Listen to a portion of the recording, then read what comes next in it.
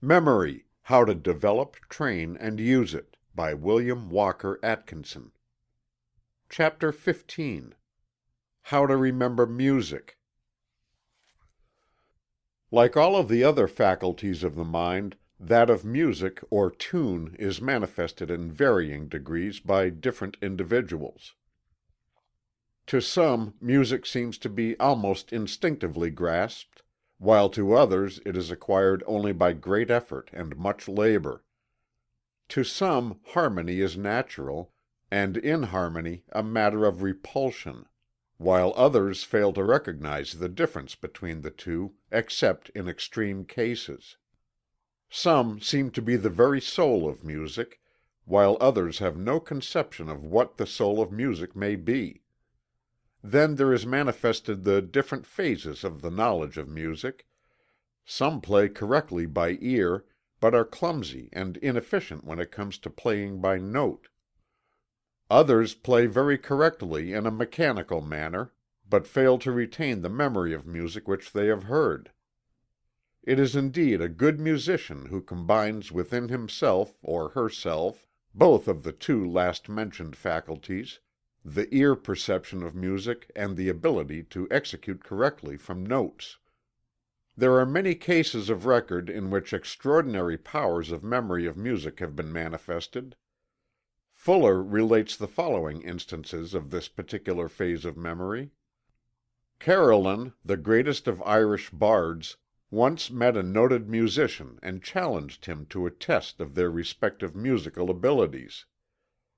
The defi was accepted, and Carolan's rival played on his violin one of Vivaldi's most difficult concertos. On the conclusion of the performance, Carolan, who had never heard the piece before, took his harp and played the concerto through from beginning to end without making a single error.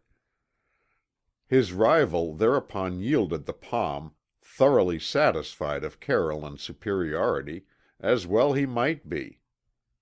Beethoven could retain in his memory any musical composition, however complex, that he had listened to, and could reproduce most of it.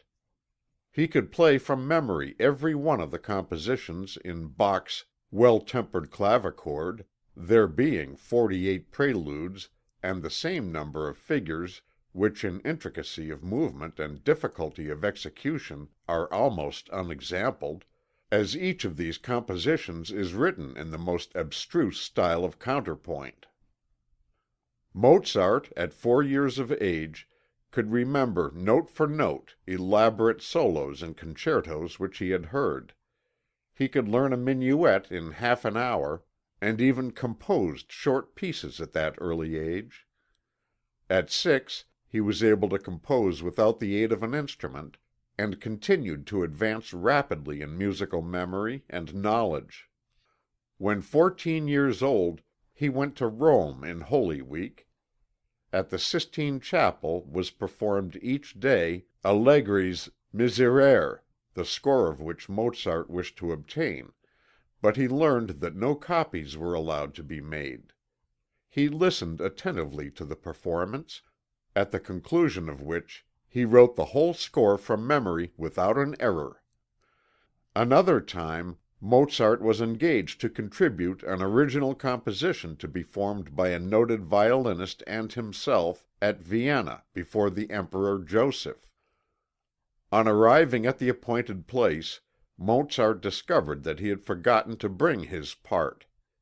Nothing dismayed, he placed a blank sheet of paper before him, and played his part through from memory without a mistake.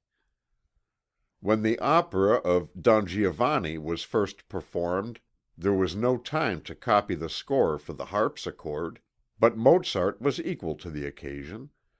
He conducted the entire opera, and played the harpsichord accompaniment to the songs and choruses without a note before him. There are many well-attested instances of Mendelssohn's remarkable musical memory. He once gave a grand concert in London, at which his overture to Midsummer Night's Dream was produced. There was only one copy of the full score, which was taken charge of by the organist of St. Paul's Cathedral, who unfortunately left it in a hackney coach. Whereupon Mendelssohn wrote out another score from memory, without an error. At another time, when about to direct a public performance of Bach's Passion Music, he found on mounting the conductor's platform that instead of the score of the work to be performed, that of another composition had been brought by mistake.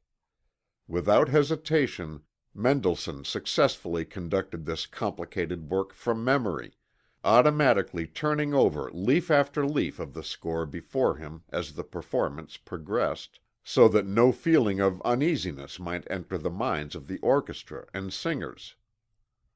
Gottschalk, it is said, could play from memory several thousand compositions, including many of the works of Bach.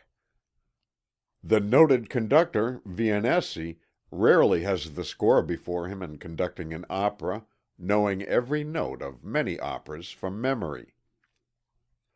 It will be seen that two phases of memory must enter into the memory of music: the memory of tune and the memory of the notes. The memory of tune of course falls into the class of ear impressions, and what has been said regarding them is also applicable to this case. The memory of notes falls into the classification of eye impressions, and the rules of this class of memory applies in this case.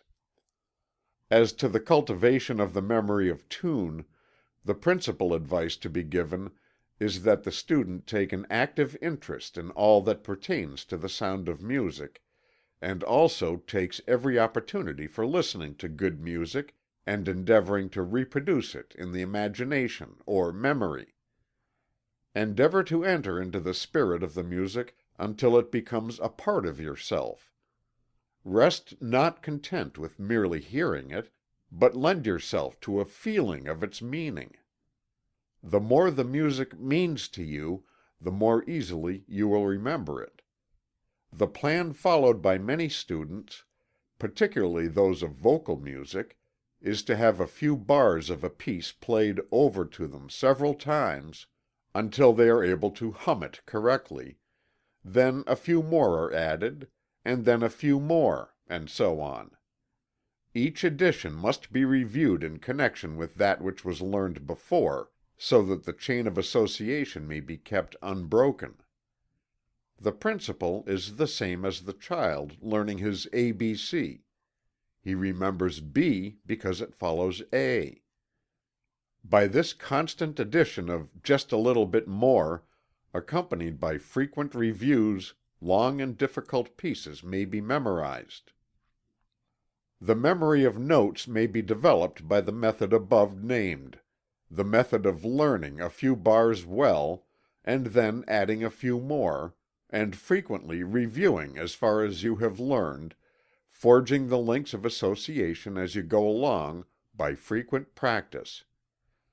The method being entirely that of eye impression and subject to its rules, you must observe the idea of visualization, that is, learning each bar until you can see it in your mind's eye as you proceed.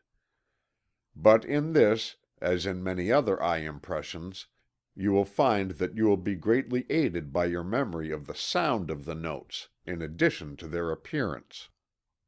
Try to associate the two as much as possible, so that when you see a note you will hear the sound of it, and when you hear a note sounded, you will see it as it appears on the score.